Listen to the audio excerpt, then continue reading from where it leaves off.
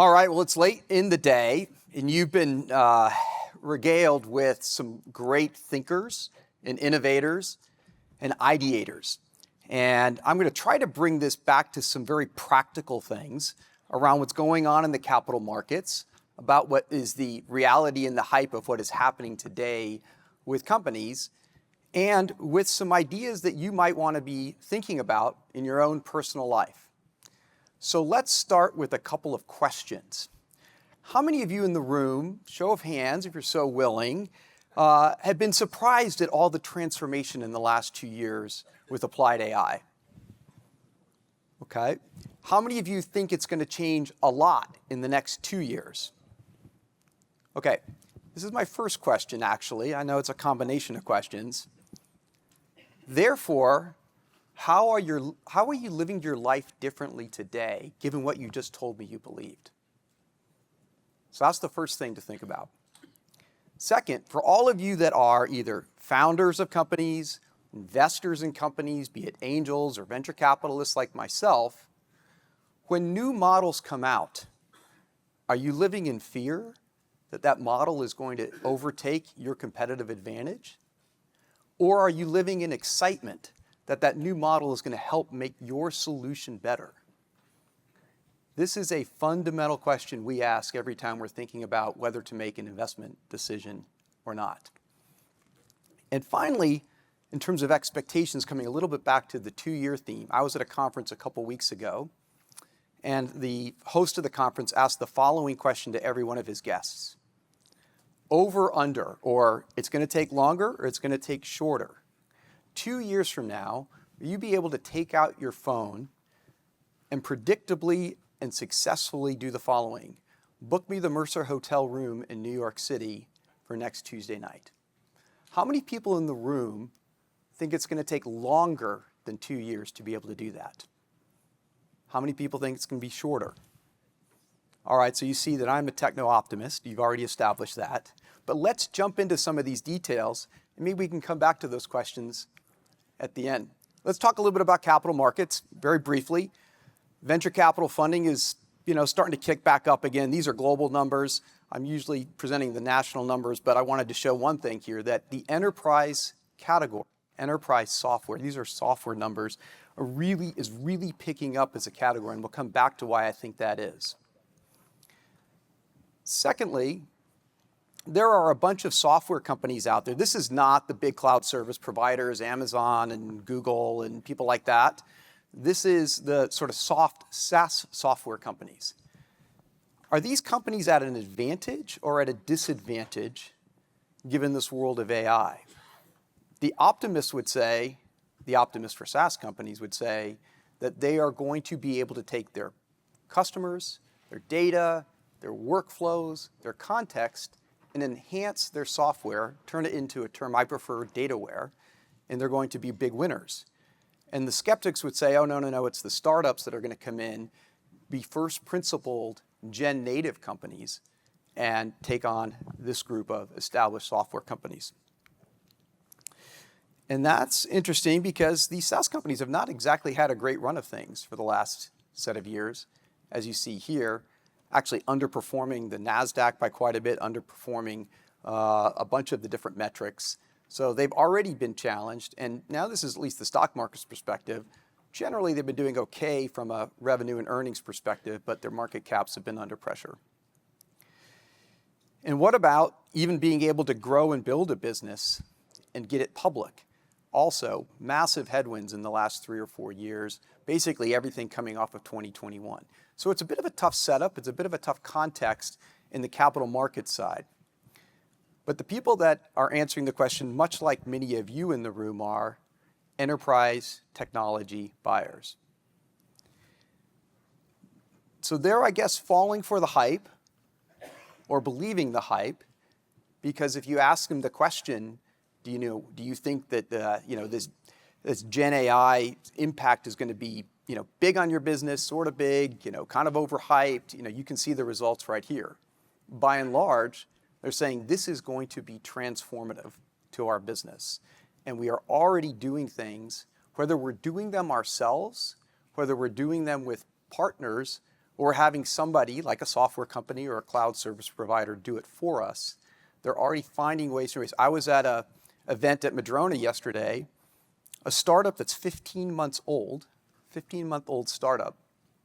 And here's what they do. And this is kind of a reoccurring theme as we're about to get into talking about a bunch of different companies, many of which are in this agentic world. You're a big company. You've got a lot of websites. You want those websites updated, customized. Over here, you have a different system, and that system is the system of all the requests to update and customize the websites. System over here might be you're using something like Smartsheet or Notion or Jira or some kind of product, maybe just even spreadsheets. By the way, this is multimodal content over here. It's text, it's images, it's voice, it's video.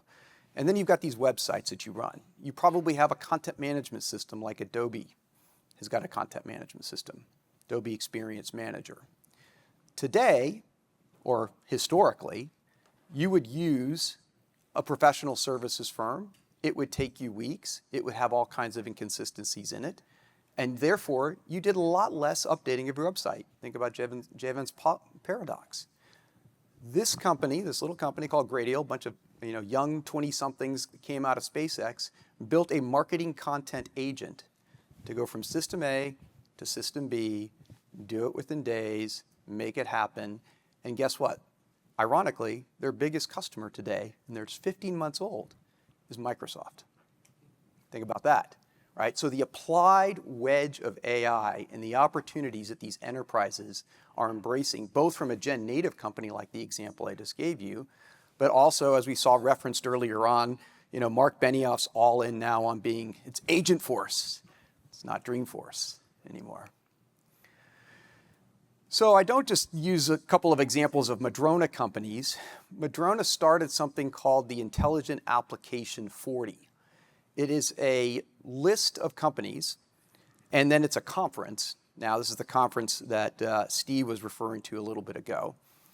And this set of companies, the whole venture capital community, Silicon Valley, Boston, Bay Area, kind of LA, Seattle, the tech community nominate these companies. These all have to be private companies. We'll unpack that list here in a second. And these companies are viewed to be the best 40 private applied AI companies. So not getting philosophical here. We're talking about applied AI companies. And we're going to unpack that in a little bit. And these are some of the macro insights that come out of the process of these companies getting nominated, the process of these companies then being voted on, the data that gets brought in to evaluate that input, plus some pitch book data and other data. And then there's a selection process. And then we invite all of them to come to Seattle and have this conference and have a bunch of different discussions. So what you're seeing here is that customers are ready to embrace, but need help. I mean, a lot of these enterprises are not going to be able to do this themselves. And that's why you see this expression here, models are not all you need. When a new startup comes in, and they come in all the time, talking about some new algorithmic approach, some new model, it could be a frontier model, it could be a small language model, it could be a domain-specific model. I look at them and I'm like, okay, what's the customer problem that you're trying to solve? And if there's not a customer problem you're trying to solve, it's very unlikely that you're going to build a successful business. And as we've heard and referred to in different points today, it's about the model, of course. It's about multiple models. It's about model cocktails, one of my favorite expressions. I don't tend to just drink bourbon neat, but I like an old-fashioned. An old-fashioned has 5 ingredients. Only one of them is alcohol. So think of the models as kind of the alcohol here. Yes, they're important. They make a cocktail distinctive. But you need a bunch of other ingredients to actually solve a customer's problem. And the other thing that is really interesting about what's going on right now and allowing for this next generation of gen native applications and what we will, I believe, increasingly see as these agentic workflows, these agentic processes that oftentimes have an interface like the one we just referenced earlier, which is a voice interface, is that big tech, and they're continuing earnings announcements all this week, are literally pouring tens of billions of dollars a quarter into investing in the infrastructure, investing in the GPUs, investing into the data centers, investing into building models, and indirectly investing into companies like Anthropic and OpenAI and others to build the frontier models. And so as a venture capitalist, working with a bunch of startups, I just say thank you. Thank you, big tech. We really appreciate it, because every single generation of technology innovation has been standing on the shoulders of giants, like the giants I'm looking at right here, and building up the next layers of abstraction to innovate over and over again, from the mainframe to the mobile device, from infrastructure to cloud, from on-premise software to software as a service. And this whole generation of intelligent applications and agentic services are going to be the next layer of abstraction to solve real-world problems. So we appreciate that. I'll show you a couple more slides here. Okay, so who are these companies? Who are these companies that are this year's top 40? Now, before you get too excited about this list, 22 of these are new this year. Exactly 4 companies have been on the list all 4 years. This makes my job hard, right? You know, how can you pick the durable winners? Some of you might remember that study and follow this world a little more closely. A company called Jasper. Jasper was on the list 2 years ago. They unfortunately were one of the companies that when the new models came out, their moat got crushed. And they went from almost 100 million in revenue, and they went back down. In contrast, there's a company on this list called Ryder. They're right in the middle. So the dynamic here is it's small, medium, and late, basically based on how much capital you've raised as a proxy for which category you're in, as one of these intelligent application companies. So I don't think I have a little flasher, so we'll just go with kind of talking through this. So Ryder's the second one in the mid category, and that's a company that not only is being able to do better generative writing for you, but better generative writing with your company's voice in the context of your particular function or purpose or use case. And they're now generating tens of millions in revenue. Sources will tell me that they're about to raise a big round at a big high valuation. And in fact, of all these companies, just these companies alone, the 40, not even the little rising stars, which is, we don't know, those are really impressive companies as well. By the time we did this conference, which was on October 2nd this year, there was $23 billion raised by those companies in the last 12 months. The day of the conference was the day that OpenAI announced their $6.6 billion round. They're on the list. And then a company that had been on the list last year, but interestingly enough, is not on the list this year, called Poolside, raised $500 million. They didn't even make the list this year. Now again, raising money in certain market environments and certain cycles can be comparatively easy, so that doesn't make for a successful business. And right now, basically, every company that comes into us, and I'm sure every other venture capitalist down on Sand Hill Road, is an AI company, somehow, some way. This is a pretty impressive group of companies raising a ton of capital. And as I said, those are the 4. Databricks and Hugging Face may be a little bit more familiar to you. Runway ML is a company we're investors in. It basically magically makes videos for you out of any kind of a text prompt or other kinds of prompts. Abnormal is a security company. Okay, so I talked about the 22 winners. The most important thing, and why I called this talk one that was focused on agentic AI, is because the value is moving up the stack. And when I say the stack, we've heard a lot about all the pieces of the stack today. There's lots of innovation going on at the chip layer. We talked about Cerebus earlier today.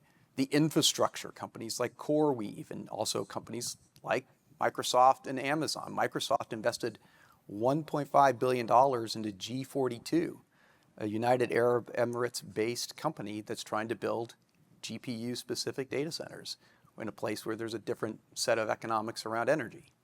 And so there's a lot of activity going on, back to my $60 billion being invested in one quarter. Now, not all of that is AI infrastructure, but much of it is, certainly over 50% of all that CapEx. So you're seeing a lot of activity going on at the low layers of the stack. The next thing up is the models. The models that take tons of data, tons of GPU cycles, and as we'll see again in a couple weeks here, I mean, they're just going to be a constant stream of these frontier models.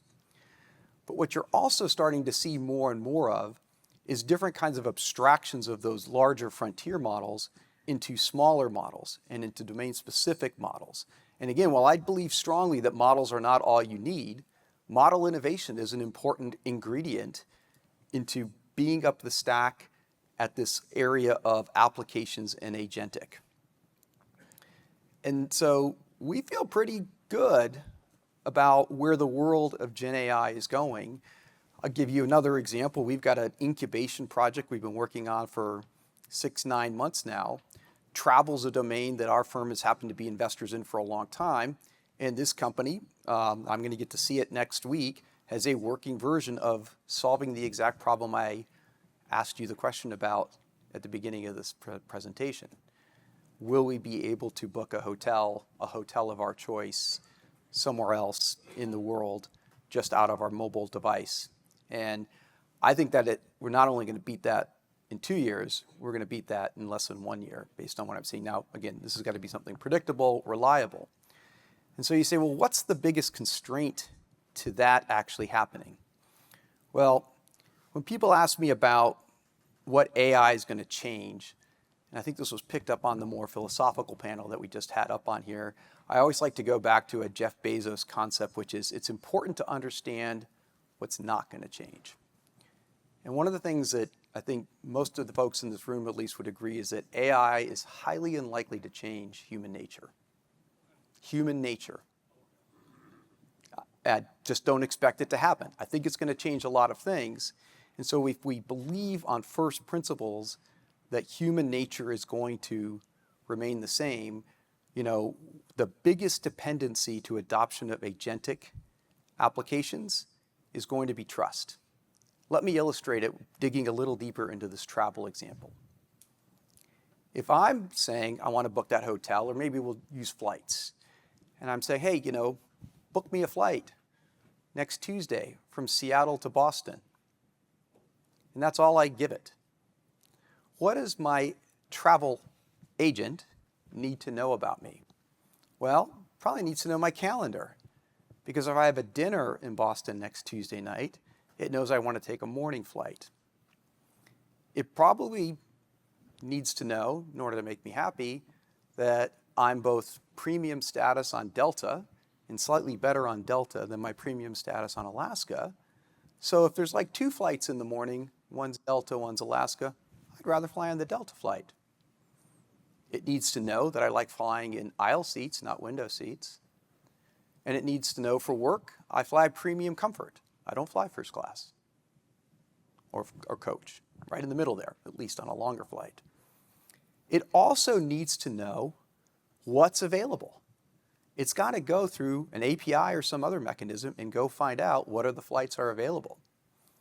And it finally needs to be able to transact. If it's truly agentic, if I'm going to trust it to book that flight on my behalf, it needs some mechanism to transact, which then gets into the real thorny question of, has to know my identity, has to have my credit card, probably has to have my Delta credentials. And so since human nature is not going to be changed by AI, trust is the biggest constraint to being able to successfully build an agentic business. This is just a couple slides that kind of illustrate a couple of those points. So you've seen this point. People are welcome to take a picture of this. This was actually some great work. I don't say this very often, but this was some great work by somebody at the New York Times. And it was Karen Weiss and her team that did this work. I thought it was well done. And it just shows this. And this is, by the way, that CapEx number is just 5 companies. NVIDIA is not on here because, of course, they're buying a lot of the stuff from NVIDIA. But that is a lot of CapEx for 1 quarter.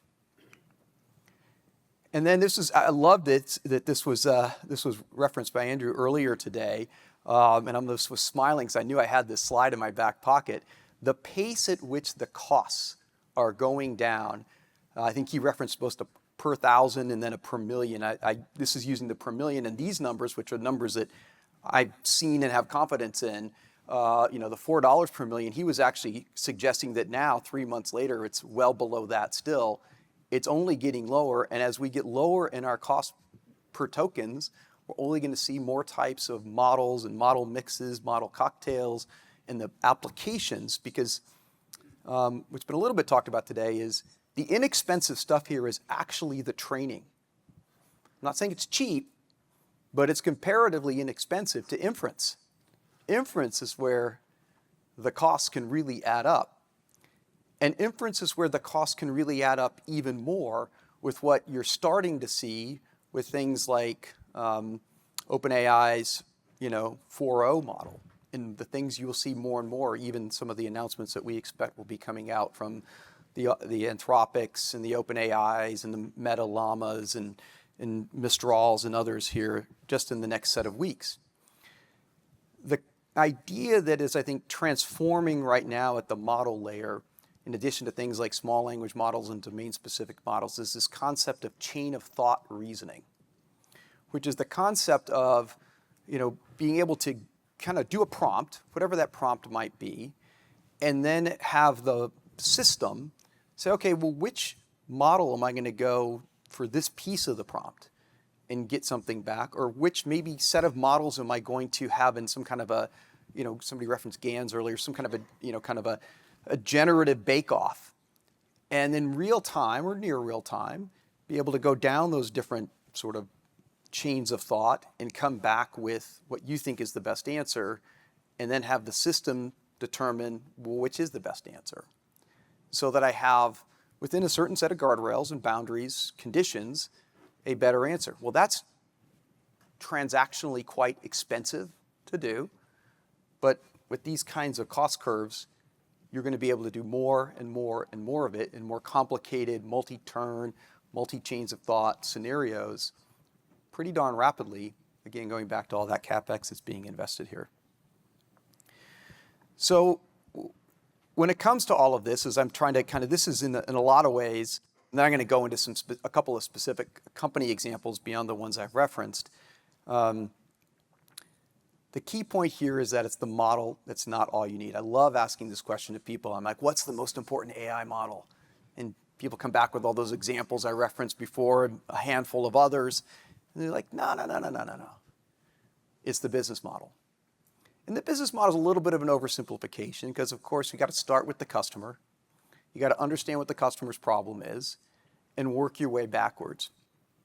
And that's true whether you're down at the lower layers of the stack, the infrastructure, the model layer, the middleware layer, the intelligent application layer, as you see here.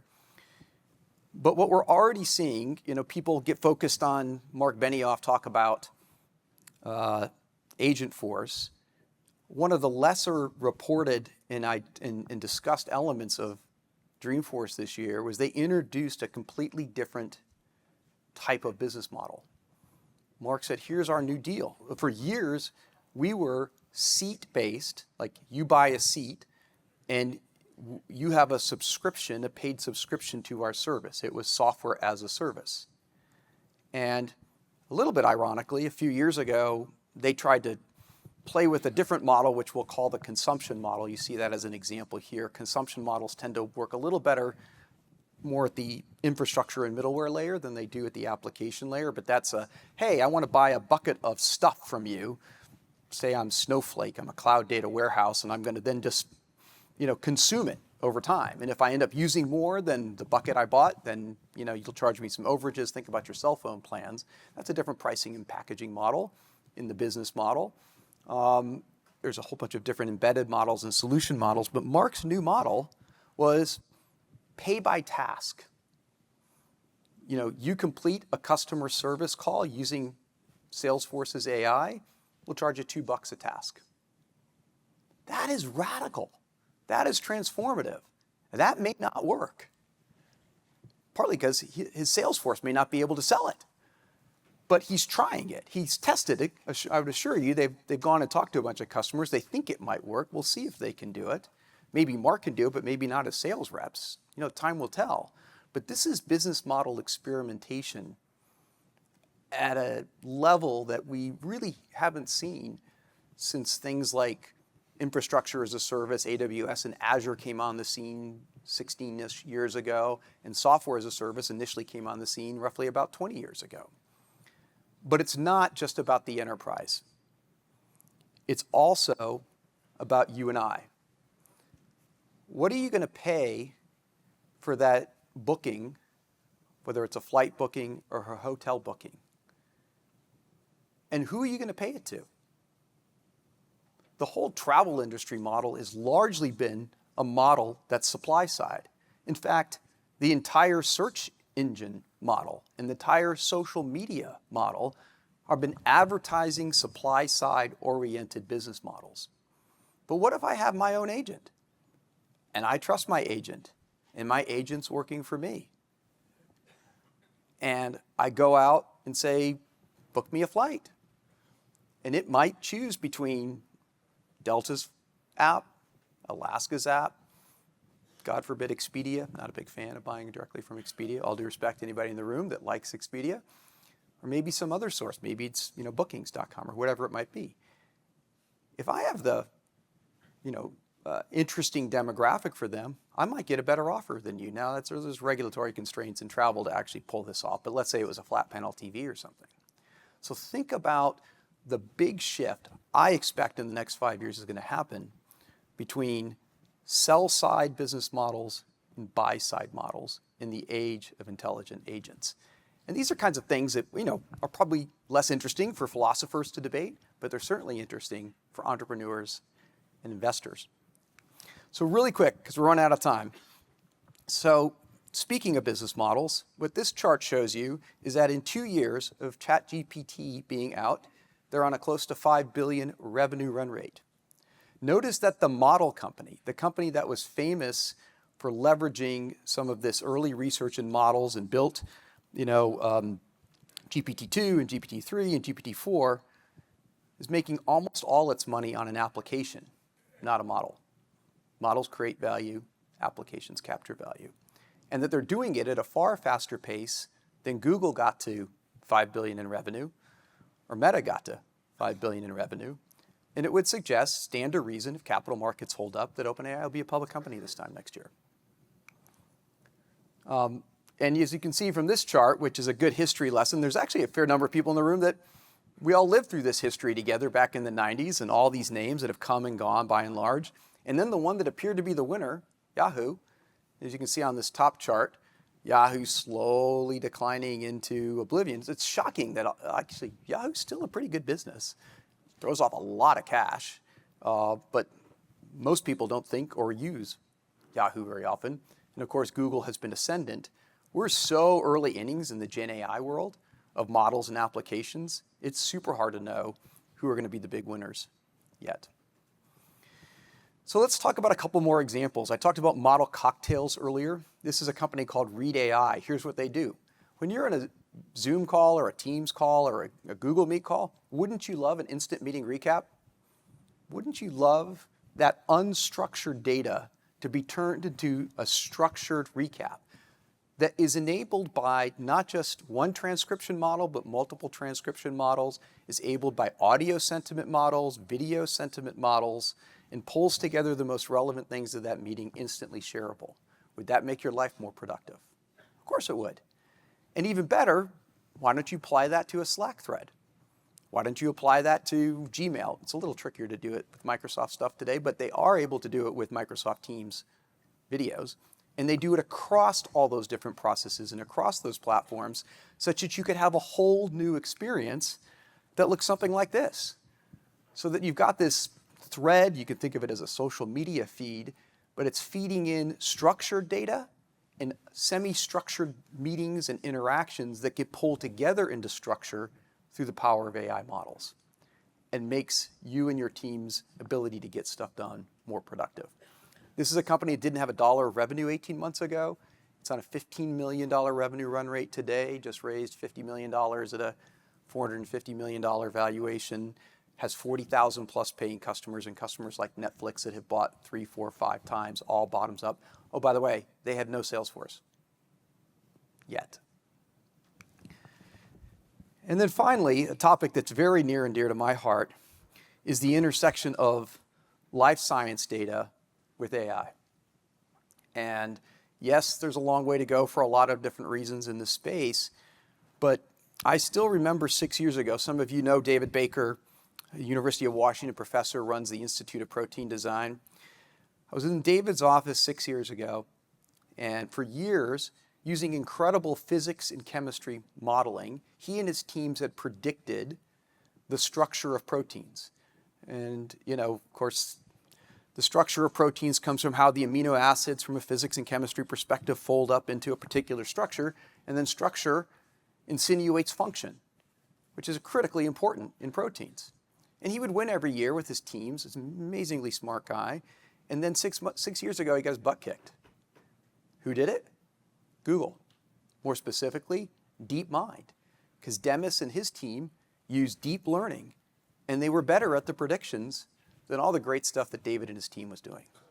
So David and his team said, well, you know what? It's time for us to learn deep learning. And it's been the competition between the Institute of Protein Design here and DeepMind over in England that is why this field has gotten pushed forward to the point of now things like AlphaFold 3 and some of the latest, diffusion-related models that David and his team have put out in this space. And it's why I think very deservedly and interestingly, they won the Nobel Prize in chemistry. Chemistry. Applying AI to it. So, and just to close with one last thought, because I've run way over on time, is where are we going to go from here? So at our AI summit a couple weeks ago, and this gets back to this human nature point, unfortunately in the world of cancer research, there's lots of silos. There's not just silos at the Cancer Research Center level, there's silos at the lab level. My lab gets grants from certain organizations, and I've got to be able to show that we're doing good work so we can get another grant and another grant and another grant. And so we don't share our data easily. And that's a human nature problem that's going to be there. But if we can actually leverage the power not just of AI and AI models, but actually some of the amazing advances in data management, data cleaning, data normalization, data pipelining, data sharing that has taken place over the past decade, combined, can't we do more? And we were able to convince Dana-Farber, Memorial Sloan Kettering, Johns Hopkins, and of course the Fred Hutch here, which is known for a long time as a catalyst in these kinds of collaborative efforts. And got Jensen personally, Satya, Microsoft, Andy and Matt Garman. Matt Garman's the CEO of AWS and Deloitte, Pete Scheimer and others, to say we're going to step up as well. And we've got some enabling partners, Slalom and others, coming together with now $50 million as a starting place to advance how we can get to cancer cures more quickly by collaborating on data, doing it in compliant ways. If we can't knock down the regulations and we can't overcome human nature, what are the things we can do with technology to find cures faster? So I end on that optimistic and hopeful note. I encourage you to think back to some of those questions. Here's just a few summaries of some of the things that we talked about, and very much appreciate being here and sharing some time with all of you. Thank you. Thank you. Yeah.